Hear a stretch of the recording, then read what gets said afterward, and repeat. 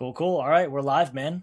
Um, yeah, so I only recently met David, but sounds like you guys have a long history. He and I were talking about, hey, man, who would be somebody good to talk about on the Grateful Human podcast? And he's like, dude, I got this buddy, known him forever. He's got an unreal story. His name's Ryan, and so I'm pumped to finally meet you. Where in the world are you? Let's start there. I'm in like White Lake, Michigan area, Fleece and Thank Yous in Farmington Hills. Where are you today? Okay, cool. Yeah, I'm currently located in Nashville. I lived here for a few years now, but I'm originally from Dearborn Heights, Michigan. So, southeast Detroit. Nice, awesome. Went to high school around here. I did. I went to Divine Child. That's where David and I met in first grade. So I went all, first through 12 there. Cool. When did you move out to Nashville? So I've been here. This is my second go around with Nashville. I actually moved here in 2014, shortly after graduating college, and I lived here for about a year and a half. So I had a job down here as a year contract position. So I lived here like 2014 to 2016. I moved back to Michigan in the interim period, and then moved back here 2022. So it'll be 4 years in the summer. Does Nashville feel like home? Does Michigan feel like home? Do multiple places? Michigan feels like home for sure. Yeah, every time I come back here, I like Nashville a lot. It just, every time I come back to Michigan, it's where all my family is. It's where all my friends still are. So I think it'll always be home. Yeah, cool. Well, I know you've got an awesome story. I did my research on you before, so I want to like get into all that. I listened to some of the speeches you've got out there and stuff, and I can't wait to just like learn more from you. If you were to take me like to the start of your story, where is the start of that story? Where does it like pick up for you? Yeah, I would say probably around the age of 5. I was a very, quote unquote normal kid, whatever you consider that, growing up. Had two older sisters, mom and dad, and everything was good. And then around the age of 5, I believe, is when I started to have seizures. And it was just kind of out of the blue. I think my first one I had at school. Um, or no, I'm sorry. My first one I had just in the middle of the night, and it was um, a memory I'll never forget because our family dog at the time, who was like maybe a 6-month-old collie, she came down in the middle of the night and was pawing at me and went up to get my mom, and my mom came down and saw me having a seizure, and so that's how my family knew that I was having these seizures. So that's kind of where everything began for me, and it's such a specific memory every time I've had one of these, whether it's at school or at home or various different places, doctor's offices. I remember almost every one, and they that story has kind of shaped me to this day, and what was to happen, later in life after that. Wow, and that was at age 5. Age of 5, yep. So kindergarten, just before going into first grade, and um, so at the time, it was very new to us. My mom was in the medical field. She manages an ophthalmology clinic, so she's kind of been around a lot of medical stories in her life. So she had a little bit of knowledge, but just going to all the different doctors, neurologists, sitting with them and saying, "Hey, what's going on? How can we stop this?" That proceeded to go the next year or so until I finally had my brain surgery in 1998. Wow. And so when you started going to some of those appointments, what did they find? Did they find the cause of your seizures right away?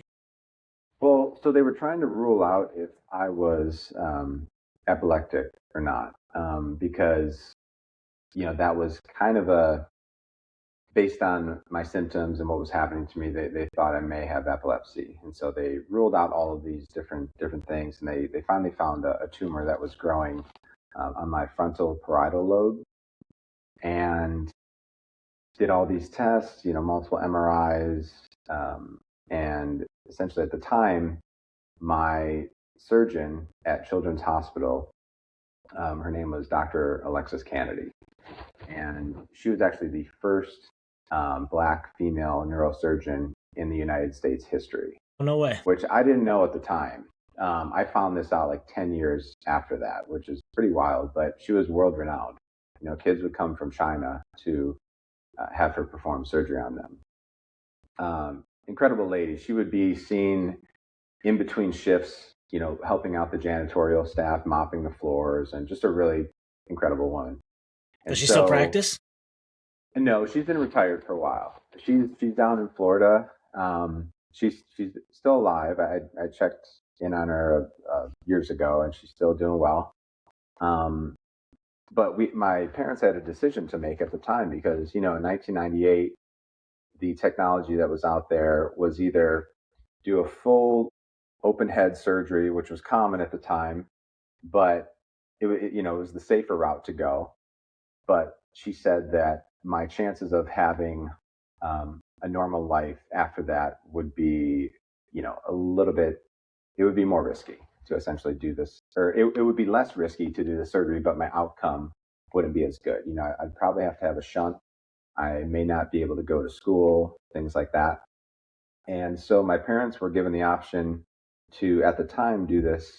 It was called the stereotactic method, where it was a lot more risky, more complicated for the surgeon, but if it turned out well, I would have a much better quality of life. And so my parents took the risk and had her go with her gut and go with that surgery. And so, ever since that day, I haven't had a seizure. And then fast forward 2 years, when I was 8, they actually found another one growing from a routine MRI that I would have every 3 months. So they found another one growing on my pineal gland, which I actually still have to this day, and it hasn't grown since. It's been benign. So we monitor that occasionally. And 2 years after that, when I was 10, I woke up for school one morning, and it was a Tuesday. I remember I was in 5th grade, and I felt sick right after I woke up. And I ran to the bathroom, vomited, and instantly lost hearing in my left ear. It felt like, sometimes in those like action movies where a bomb will go off and they'll have that piercing high pitched tone that everyone's had kind of ringing in their ears, and it just went on for the rest of the day and days. And so that really freaked me out, and I couldn't hear anything on the left side. It was just like automatic. And so after that, we rushed to the doctor, and I was put on steroids and went to the hospital and had these treatments that would hope to bring it back, but nothing did. So I still live with that hearing loss to this day. Wow. So yeah, in the span of like 4 years, a lot happened medically. But luckily, for me, it never affected how I was able to go about the world. My mom would actually come and, because I wanted to play football when I was young. That was like my big thing. All my buddies were playing. So 5th grade came around, and she would sit at every practice. She'd get off work early and come there and sit on her lawn chair and make sure that that's the only way the coaches would let me play.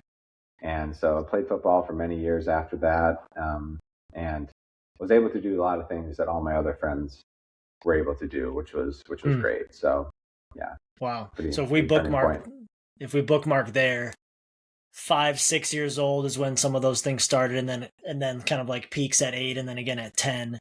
When you look back on it, did you have an understanding of what was going on at the time, or is it only like looking back that you now understand fully what was happening?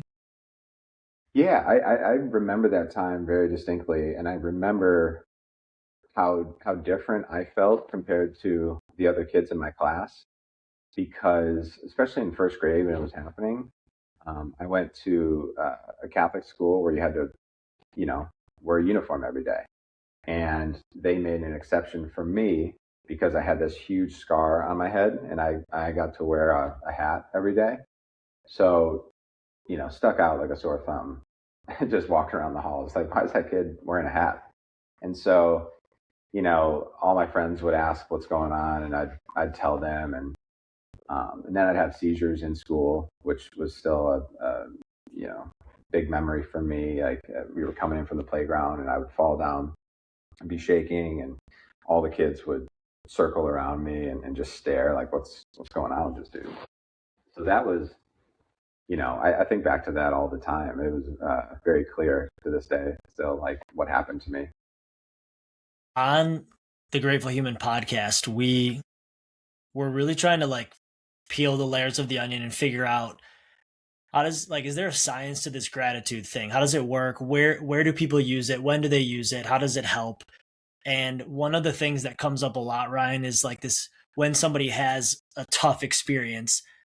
I hear two different schools of thought. Some people will say, like during the storm, I was grateful and that helped me get through the storm.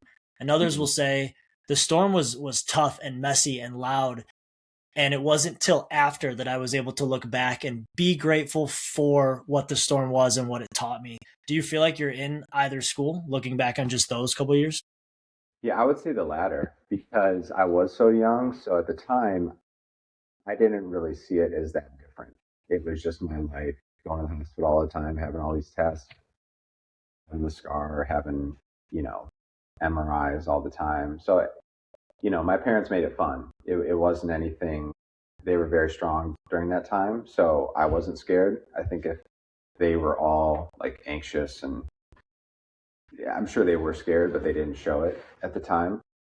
And so I think looking back, I was too young at the time to really put that in perspective and be like, okay, this is going to be, you know, my gratitude going forward. I think it wasn't until, probably early to mid 20s that I really was like, wow, that's something that I can really lean on in times of, uncertainty or when I'm feeling down. It's like, man, you shouldn't even be here. So that's why to this day, it's I think about it a lot, and it's all good memories. It's taught me how to live every day with a purpose, being grateful, waking up every day, and being like, all right, I'm here again. Yeah, it's Um, awesome. so yeah, it's I would say I'm in that the latter half of finding the gratitude later in life. Yeah. With the work that we do on the Fleece and Thank You side, which is where how I met David through that nonprofit side, we're working with kids in the hospital going through such a variety of illness, injury, etc. Um, when you were at school, when you're having to wear the hat, when you had the scar, is there anything that sticks out to you about the way your peers or teachers treated you that would be helpful for somebody listening that maybe has a kid in their class, a kid in their son's class, or their own child who's going through that particularly sticks out? Like, you know what, man, like this story, I remember how I felt in it. I felt great, or I didn't feel so good. Yeah, I think when um, going through it, I think if you can be open to talking about it while it's going on and not push it under the rug, and because I think people can look at someone with a disability and they may think, oh, I don't want to address it, or I don't want to bring it up because I feel like it may hurt their feelings. Well, I feel like what you're really doing is almost ostracizing them more and making them feel more out of place. So I think what my friends did a good job is just like, joking around with me and being open to talking about the experience and not just kind of um, pushing it under the rug, because I feel like that just makes that person feel that much more different. Um, so ask them questions about it, and if they're open to talking about it. Some people aren't. I was. So I think for me, just having that open dialogue um, and just talking about it, I think really helps. Cool. So that was 6-year old, 8-year old, 10-year old Ryan.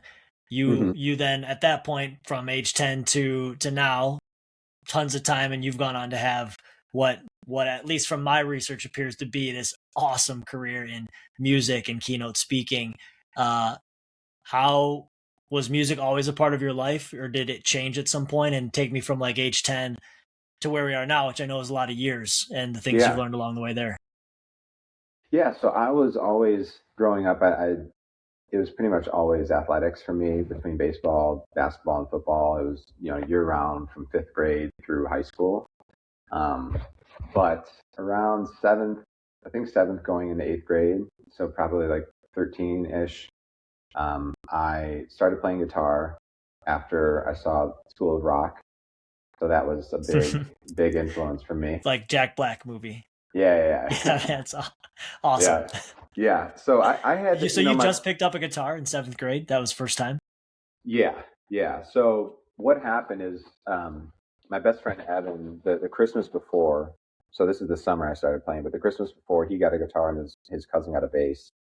And my grandmother on my dad's side, she had been a professional piano player for many years, but she was the only one in the family with any type of musical ability. And I saw her go from, this frail older woman who ended up developing dementia for the last 10 years of her life. But she would still put on these, ballroom shows at her assisted living facility as like a 9-year-old woman who didn't even remember who we were, but she could still play like she was 20, and that was kind of mind blowing to me at the time. And so, a couple years after seeing that, that's when I started playing guitar. And that led to, playing with others in high school. Actually, David and I played a couple times at our, it was called Falcon Idol. It was like a, talent show of sorts. And he played drums, and I played guitar, and my other buddy, Eric, played guitar. And so, yeah, in high school, I had a lot of fun meeting new groups of people, musicians. And then as I went on to college, I started off at Michigan State. So I went there my freshman year, met a bunch of people, played open mics there, kind of leaning more into singer songwriter. Started singing at that time around 19, 20. And then I left Michigan State my first year and then went to U of M Dearborn to finish up my final 3 years. And at that time, I had really bad acne, like for 10 years, from 12 to 22. And I think that almost, it, it was a blow to my self-esteem, and it was hard for 10 years just being that guy with like the worst acne in the grade. But what it did do is it made me really feel comfortable with going home after class and just like staying in my bedroom and practicing for hours and hours on end. So honestly, I feel like if I didn't have that and I was more social, in my, early collegiate years, late high school years, I don't think I would have developed the way that I have if I didn't have it. So yeah, graduated college, then moved to Nashville, picked up a couple other instruments along the way, started producing music for myself and others. And just about a year and a half ago, was given the opportunity to do a keynote speech at the American Brain Tumor Association's annual conference. And that kind of was an eye-opening experience for me, just because I got to give back. I got to tell my story. I got to have fun on stage. I got to play music on stage, and it gave me a new purpose. Music has always been a goal and a dream and just a lifestyle of mine. There isn't a day that goes by that I don't do something musically. But this kind of lit the flame of, well, you can incorporate music into this and also change people's lives in a way that doesn't have to just be, playing on a stage singing. You can speak to people who are really going through it and also entertain them and kind of do your own thing. So that's kind of where I'm kind of striving to do at this point, is be a more consistent keynote speaker and performer, and kind of forge my own lane in that area. That's awesome. You said a couple things in there that I want to ask you questions about. The Mm-hmm. first was you had made this choice to produce music and produce your own music. So for Yeah. somebody who has no idea what it takes to start that career, make it in that career, etc. When you say that, were you like, hey Nick, I went to school for this and I did music on the side with the hope that it could be full time? Is that something you just have to do all in? And what does that actually mean, produce music? That's a great question. So I went to school for communications and IT, so nothing, Not music. related to music at all. And so it was when I moved to Nashville the first time. I was very naive. I was young, and I'm just like, I just want to play music. I didn't have a plan. I hadn't written songs yet. I was just like, you Like know, moved to Nashville without a job or anything? Or yeah. Moved to good for Nashville, you. just didn't know anybody. Got a studio apartment, and was just like, let's figure it out. I had saved up enough to not go broke in 2 months if I didn't find something. So, I was like, I can tread water for a while. And so I went down. Long story, I ended up finding this job in HR, which was fine. But um, at the time I was still playing out a lot. But I think it took me kind of almost wasting that year and having more fun in a city away from home. And I was like kind of in between. I wasn't doing pursuing music as strongly as I should have. And I could care less about the job that I had at the time. So I was just kind of like floating. And so I'm like, you know what? I'm going to move back home. I'm going to kind of regroup. And it was during that time where I moved back in the summer. I was like, I want to do something where, like a Bonnie Bear type, rent a cabin in the woods for a month and just don't talk to anyone. Just make me, whatever comes out of it, comes out of it. And so what I did is I went on Airbnb because Michigan's, up north, all the cabins, they were so expensive. It's peak Hmm. season. So I'm like, I can't really afford a spot like this now. So I kept moving the Airbnb map around, and I was like, what looks affordable? And I saw this little plot of land off the coast of Maine, which ended up being Nova Scotia, Canada. And so, long story short, I drove my car, the 20 hours, and ended up staying in Nova Scotia at this house in the middle of the woods on this beautiful lake, like 10 minutes from the ocean, for just such a steal. And it was an amazing experience, but that's where I learned how to produce music. So I was there for three Hmm. months and I opened up I was in Logic Pro at the time, and I was like watching every single YouTube tutorial. I had like 3 or 4 books that I bought.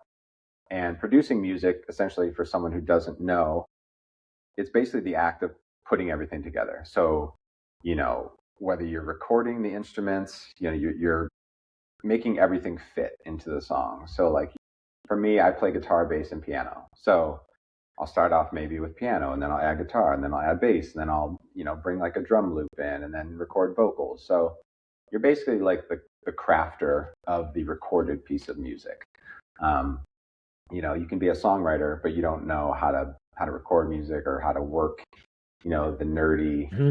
uh, music program. So that's what I like. I like just really digging in, whether it's collaborating with someone else or just by myself, and figuring out how to go from just humming a melody to eventually putting lyrics to that melody, putting chords to it, and then next thing you know, there's 200 tracks in this song, and it sounds like it could be, as good a quality as something that's on the radio.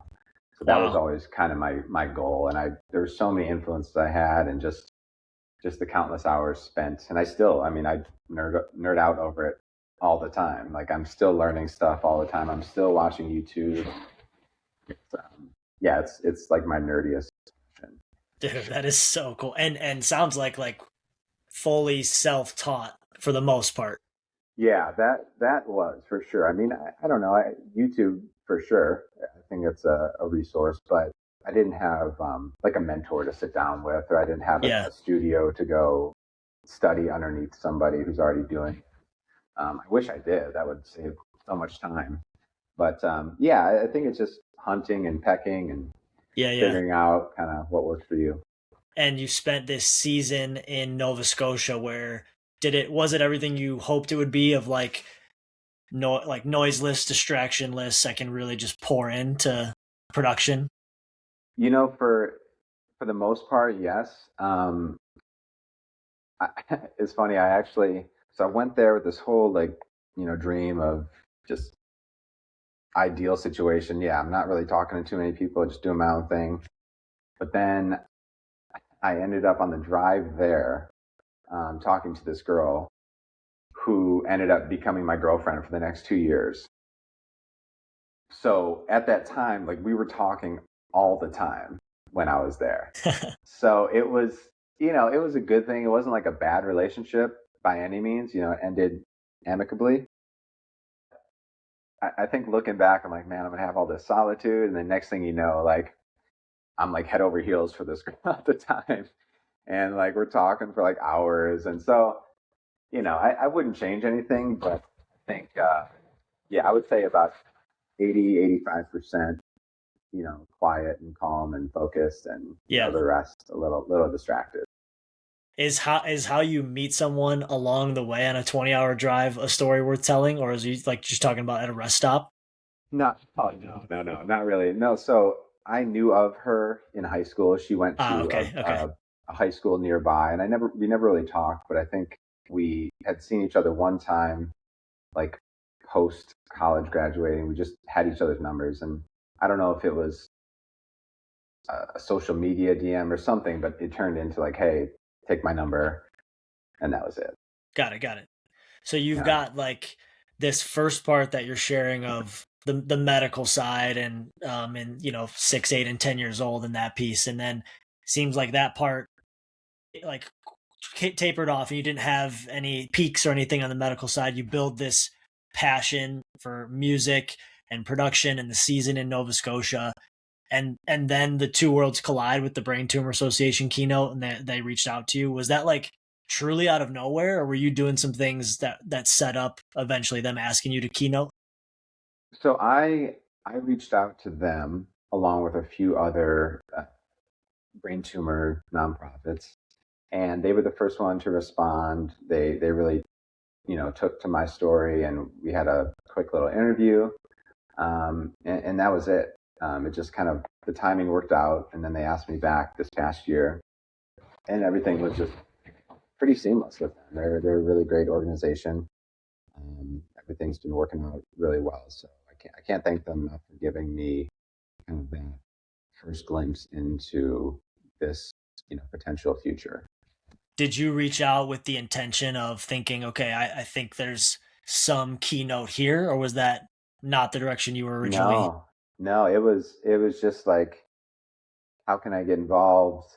Oh, cool. It was still kind of, I want to say it was like 2022, a little bit, after kind of towards the tail end of COVID and things like that. And I was just like, if you're having any type of Zoom, you know, meetups or something like that, I could just like play music or just be involved somehow in a way that would tell my story if anyone wants to hear it. So that's kind of it was a simple just email, and next thing you know, they asked me to come to the conference, and so Yeah. that was really cool.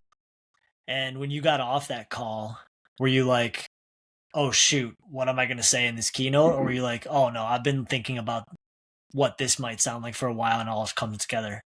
No, I was nervous for sure. I mean, I've always been pretty good at public speaking through high school and college. I'm not one to typically get nervous, but for some reason, this one, even though it was my story and I was comfortable telling it, I had to think about a lot of details that I forgot. Lots of calling my parents, asking them, was it how do you spell this tumor? Like it Hmm. was initially that, and then um, just a lot of those details that you forget, over 20 years. And so, but yeah, I was pretty nervous. And how long did it take you to put together what eventually became your keynote? I'd say I worked on it for, a couple weeks putting together, some slides that would flow nicely and would make sense and would visually be, appealing to people in the room.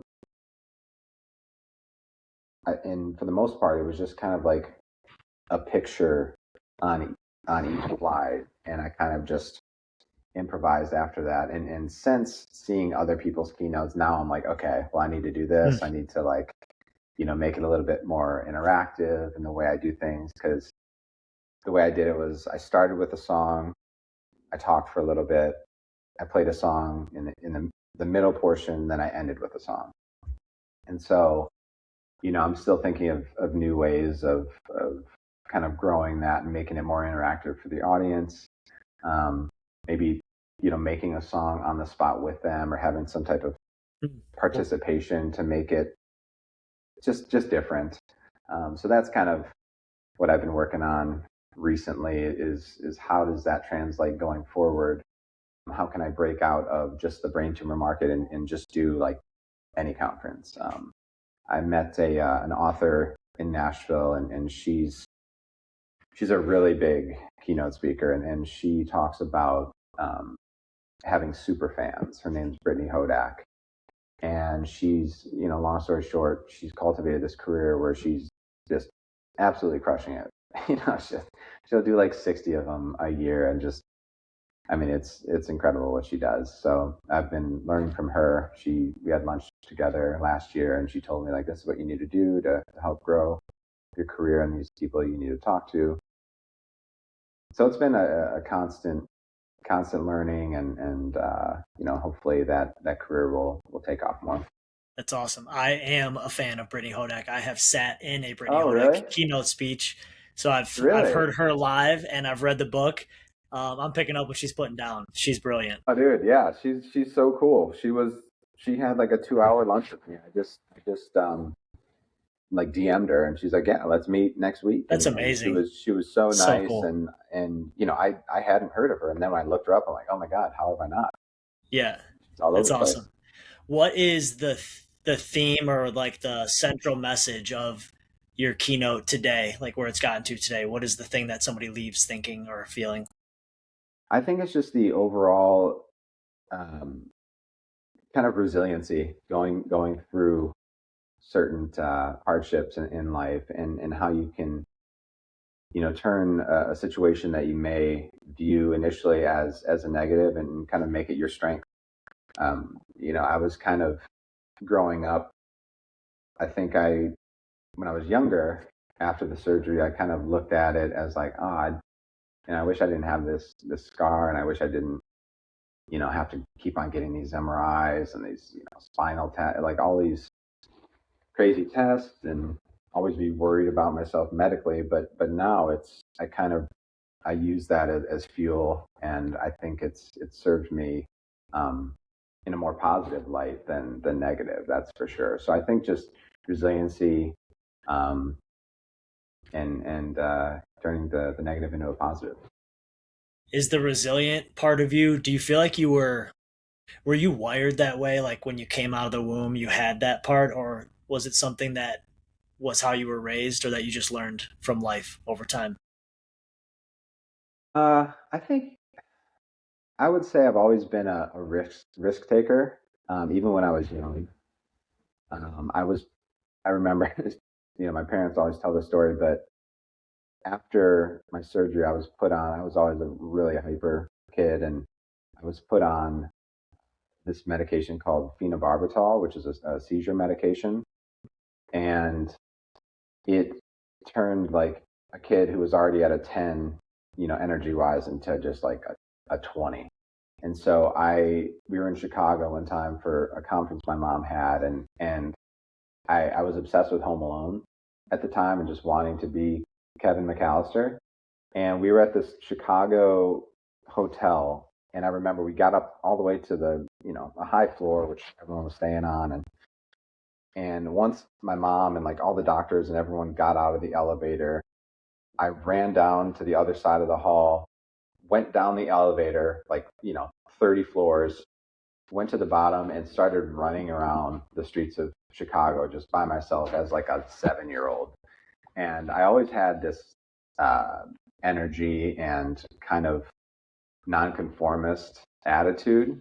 And so I think I've always had that, but I think the resiliency was definitely learned through making mistakes in life, and obviously the medical portion that we talked about before. But I think resiliency is something that takes going through certain, setbacks or hardships to kind of sharpen that sword per se. Sure. I would definitely put the 20-hour drive to a season in Nova Scotia on the nonconformist bucket for sure. Yeah, yeah, yeah. Is that part of the wiring, or do you feel like the way you were raised brought that out? uh, I think, yeah, I don't know. I think that's just something where if I have my mind set on something, I want to I want to do it, and I think especially if people tell me you can't do something or you shouldn't do this, that's when I almost like com- just do the opposite. Or I don't know why. I have my parents aren't really like that.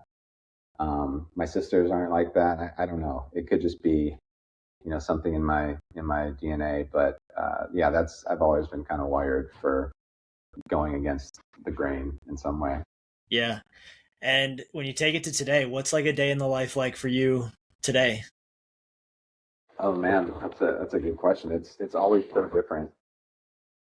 Being an independent artist and it's it really depends on the week.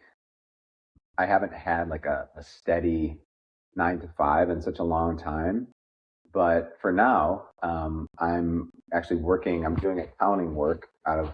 I mean, it's completely out of left field. But a friend of a friend is an attorney and needed some help with expense reporting. So I've been doing that for the past 4 months, um, and just like keeping all of his expenses in line, and still playing gigs, still producing music for myself and my girlfriend and other artists in town. So, I have a new song coming out in like 3 or 4 weeks and going to be releasing a bunch of new music this year that I've been sitting on for way too long. Awesome. I've been, like I mentioned, working on my girlfriend's stuff. Her name's Sophie Imamura. So you can check out her music. She's kind of a newer artist on the scene, just releasing music for the first time, which is fun to kind of, help her career out.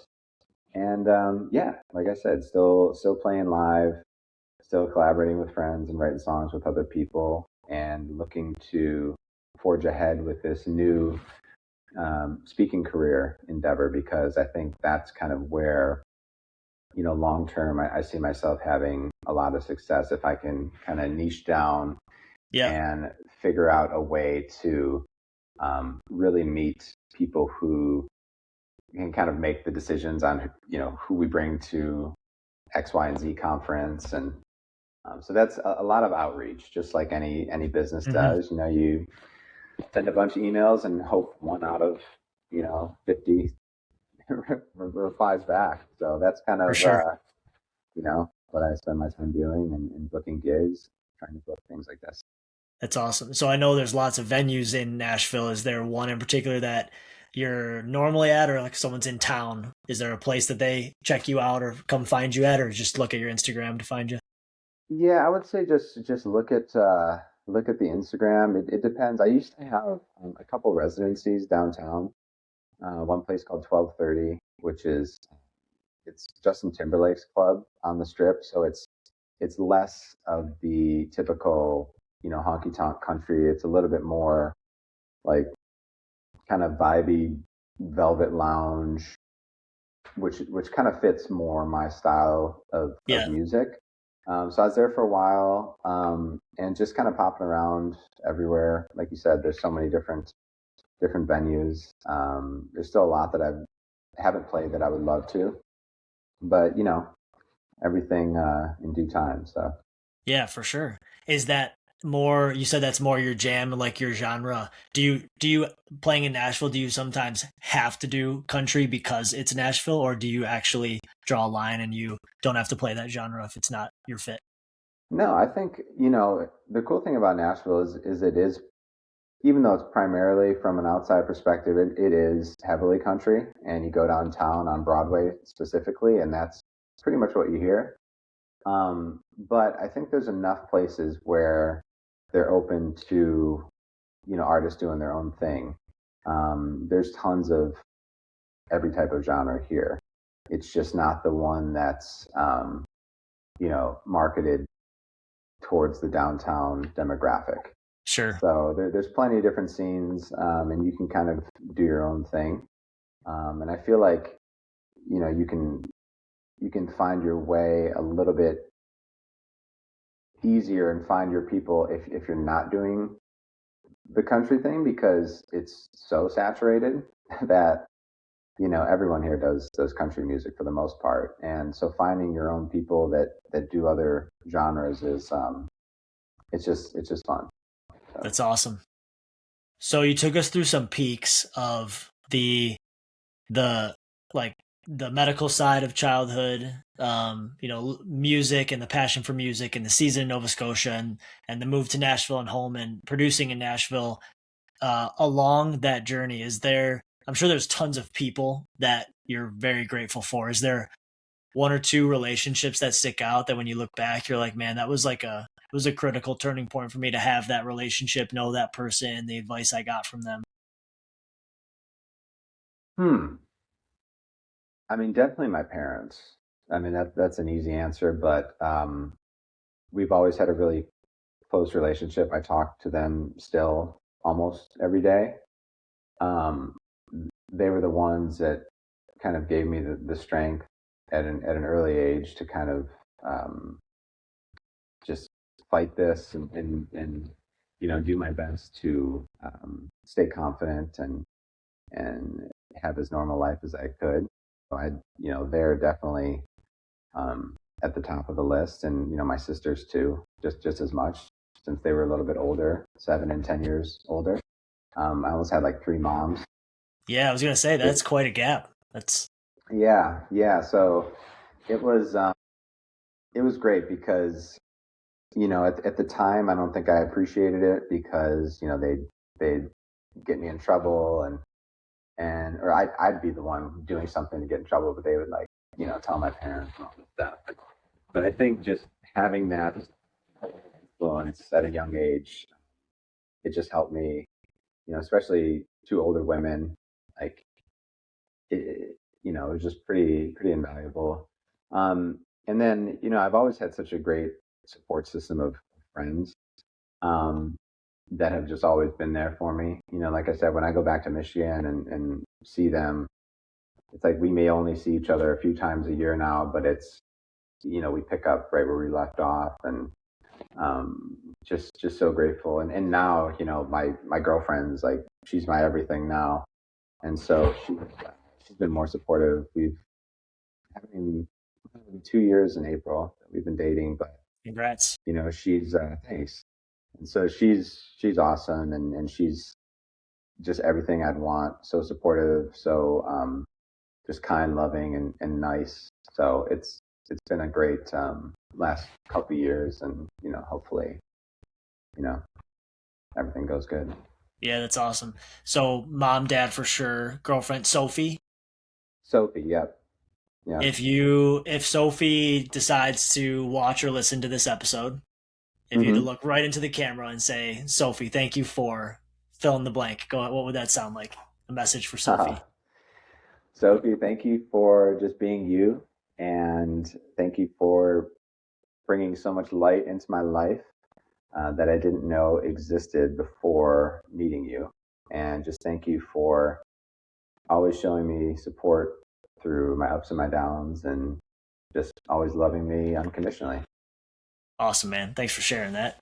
Yeah. So when you look back on the whole picture, well, and somewhere in there, there's like a TV show, right? You are on a TV show. Yeah, I kind of I forgot about that. Yes. So in yeah, so in the let's see, it would be like late summer 2019. I got a DM, or somebody commented on a singing video that I had. And back in 2019, this is like, for me, I was barely using Instagram at the time. I just post random videos of me singing or something. And next thing you know, this guy commented, and I did some research, found out who he was, and it ended up being an ABC executive. So I he said he was going to email me, which he did. And next thing you know, they asked if I wanted to be on this show that they were producing for next year. And at the time, all they said was, "Hey, are you single?" And at the time I was. And they said, "Well, would you want to live in a house with a bunch of musicians and make music, collaborate together?" And so at the time I was like, "Yeah, this sounds like fun. We'll give it a shot." And so they're like, "Where's the nearest big city to you?" And I was still living in Dearborn Heights at the time. And I was like, "Well, probably, if not Detroit, Chicago." So I drove to Chicago a few days later and met them at this hotel. You know, it was so nuts. I went upstairs to this hotel room and I open up this, this guy, this handler brings me up there, and it's the smallest, it's probably 100 square feet. It's the smallest hotel room I've ever seen. It's like one couch with a couple big lights pointed at it and three people in the room and cameras. And they're like, "Hey, welcome. Take a seat." And they talked to me for like a half hour and they had me sing some songs. And next thing you know, they're like, "Hey, would you want to come out to LA for the finals?" I'm just like, "I guess. Yeah, I don't even really know too much what this is about yet." Because there was no title to the show or anything. And then, they fly me out the next month, go to LA, and it's a whole, you know, week long process out there. And yeah, long story short, I got accepted to be on what is now called The Bachelor Presents Listen to Your Heart, which is a Bachelor spinoff where essentially equal amounts men and women live in a house together. They go on dates, so you pair up and you sing duets against the other couples to Oh, determine wow. who stays on.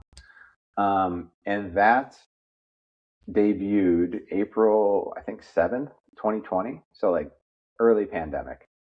Um, and that was a really pivotal moment in my life because I didn't watch reality TV at all. I think I saw one Bachelor episode with my ex-girlfriend. I was like, this isn't for me. And next thing you know, I'm on the show. I'm like giving out roses and we're going on these fancy dates and singing, and had a really, really bizarre but equally fun experience on that show. I'm still good friends with multiple people from that show, actually, to this day. But that definitely opened up a lot of doors for me. It got me in front of a much bigger audience. I went from, I think, 600 Instagram followers. And then by the time the first episode came out, it was like every episode that would come out, you would gain 20,000 Wow. followers. It's like, yeah, it was hard to comprehend what that type of attention does to you. And I think for me, it's, it was almost too much at once. It was like, especially with the pandemic going on, it was, um, a lot to keep up with and a lot to, um, it was just bizarre, having Hmm. that many people reach out and that many people. Yeah, it was cool, but yeah, so that was kind of my pandemic, was being on this show, one of the last shows filmed before the world stopped for a bit. And I'd do it again in a heartbeat if I was single and back then, because like I said, I met some great friends, had some really cool experiences that I think I probably would never have if I hadn't been on um, a show like that. But yeah, that was the reality TV Wow. portion. Could never script it, man. That's wild. Yeah, it was nuts. It was nuts. And I was lucky because um, the executive producer of the show ended up talking to me during the week, like the week prior to going on set. You fly in to LA and they take your phone. So we didn't have phones for like 3.5 weeks. And, you're constantly being interviewed. This is pre even going to the house for the first night. And so you're constantly being interviewed and, going to take these photo shoots. But the the producers were like, "So who at the end of the week, who was your favorite producer to talk to?" And I said, "Bennett." And they're like, you talked to Bennett? Like, what do you mean? I'm like, yeah, I don't know. And so Bennett is like the top guy for the Bachelor franchise. He's like the executive producer at the very top. And he took a liking to me early on because I was from the Detroit area and he's from Buffalo. And very similar kind of Rust Belt, blue collar cities where everyone else was from either New York, LA, Austin, or Nashville, pretty much. And so he's like, I love the fact that you're just like a seemingly normal Midwest guy. And because of that, I got more opportunities than pretty much anybody else on the show in terms of the amount of dates, the amount of screen time, and things like that. So it worked out being from Michigan. Man, that's awesome. Thank you, Yeah, Bennett. Thank you, I Bennett. know. Uh, you took us through some cool peaks along the way, man. When you retell it here and look back on it all as a whole, what are you most grateful for from all the things that you shared when you look back on it in its entirety? Um, I think I'm most grateful for the support system that I had throughout the whole experience.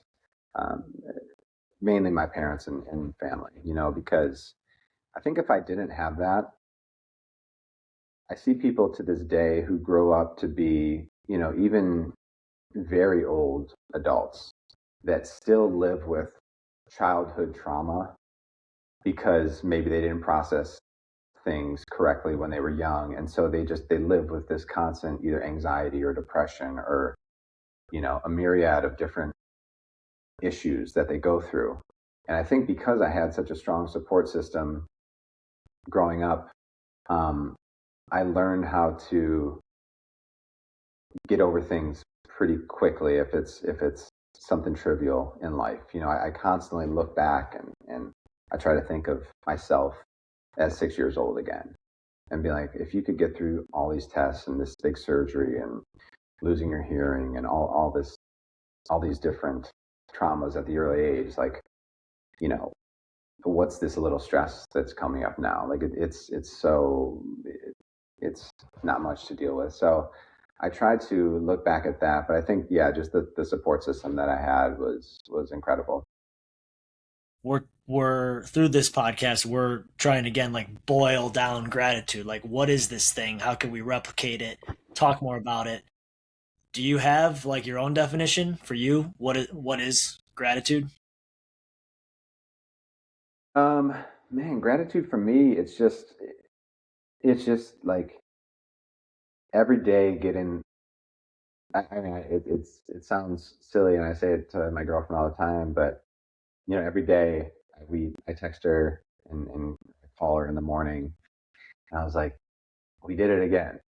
Like I made it another day, and she's like, stop saying that. Like I'm like, but it's true for me. Like I don't take for granted waking up every day.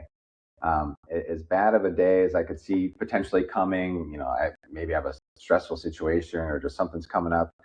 I'm like, man, I still have a shot at making something cool happen today and going forward. So I think gratitude for me um, is just the sense every day that you have another opportunity to make either your life or someone else's life better. So I think that's, for me, kind of what it Love it, boils man. down to. That's awesome.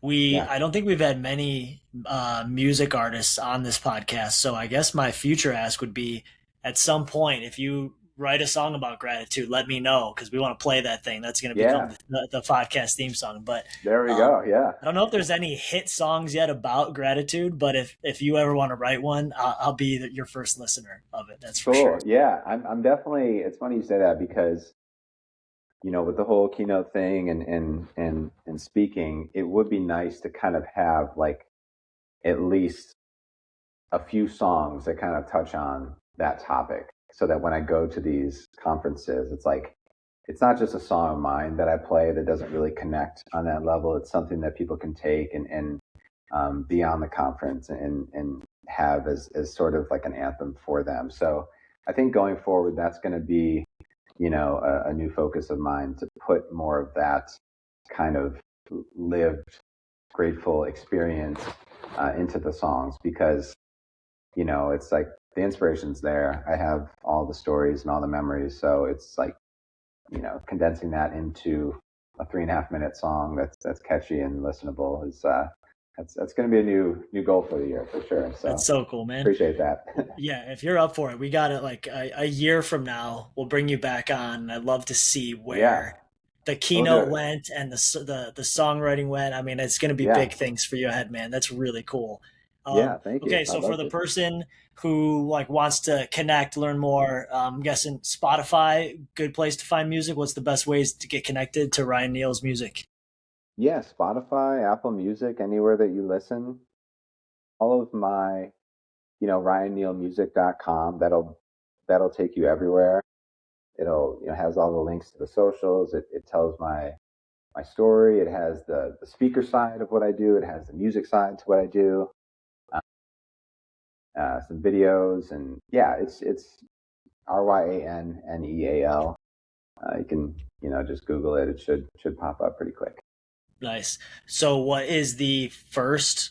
Like, I'm gonna go make dinner with my wife, do a bottle for our 10-week old, and I'm gonna put on your Spotify. What's the Congrats. first song? What song should I start with? Ooh, I would start with a song of mine it's called Up My Sleeve, and that's the first EP that I ever put out. That's the name of the EP, but the actual single is called Up My Sleeve, and it's a song that I wrote, produced, recorded all in like an 18-hour span. I stayed up one night and everything just it was just I've never had a moment like that musically again, where it was just like, okay, I started humming an idea, and then the chords came, then the lyrics, and I literally was just like locked myself in. It was a weekend, and I just like didn't stop all night, all the next day, and it was just like from start to end. So yeah, Up My Sleeve is it's kind of a good like I think that's a good Ryan Neal starter for sure. Love that, man. So good. Yeah, it's Well, I'm gonna older. be It's but I still like it. how old? I think that came out in 2018 or 19, something like that. Okay, cool, awesome. Yeah. I'll be listening to that like within the next half hour. That'll be playing Okay. upstairs in the kitchen. And then you said you've got some new music that you've been maybe sitting on, but it's coming out in the next month or so, you said? Yeah, I have a new song. It's called Phone Home, and it's a collaboration that I'm doing with a local rapper. His name's Hugh G, who actually was born and raised in Detroit. And he's my buddy in Nashville now. He's like very Chance the Rapper. Um, he's amazing. So it's him. He does the verses. I do like the pre-chorus and the hook. So it's like a nice kind of like Bruno Mars's Silk Sonic project. It's like you have Anderson Paak rapping, but then you have Bruno Mars singing So too. good. So yeah, I'm really excited for that. And that will come out in about a month. We're really excited for that, and then just a bunch of singles and in the new year. So That's awesome, man. Well, good yeah, luck with all that and congrats. That's amazing. We know where to find you. You mentioned Sophie again. What's the best place to find her music? yeah, it's Sophie Imamura. She's part Japanese, so her name is Imamura. Okay. And so yeah, check her out. She's on Spotify, Apple, all the places. So yeah, check her out as well. Love it. And if you could nominate anyone to talk about gratitude with us next on the podcast, who's someone in your life that you think needs to be the next nod to be a guest? Oh, yeah, putting me on the spot. Jeez, I'd say my earliest and my longest best friend. His name's Evan Seitz. David knows him really well. Um, but yeah, he's done a lot in his life, and he's crushing it now out in Montana, doing his thing. So yeah, I think he's got a good story. So I'll nominate Evan. Love that. Cool. Coming for you, Evan. I'll Yeah, get hooked up with David. We'll make it happen. But man, yeah, yeah, thanks a ton, dude, for just jamming, chopping it up for an hour, talking about gratitude and sharing what was an awesome story. It was like really cool to hear it firsthand, and just yeah, proud of you, man. Congrats on what you're building and where you've come from and where you're going. yeah. Thanks for having me. This has been super fun. I haven't. haven't done an interview quite like this, so it's definitely an original concept, and I love what you're doing. So thanks for having me, and congrats on the newborn and all of the success to come to you as well. Thank you, Ryan. Appreciate that, man. Yeah, for everybody listening, this is Ryan Neal, ryannealmusic.com. I got it up on my screen. Awesome dude. Check him out on Spotify. If you're doing keynotes, hit him up. He will build something amazing for your group, regardless of the group type. I'm confident in that. So thanks again, Ryan. Appreciate it, man. And everybody, thanks for checking it out. Thank you.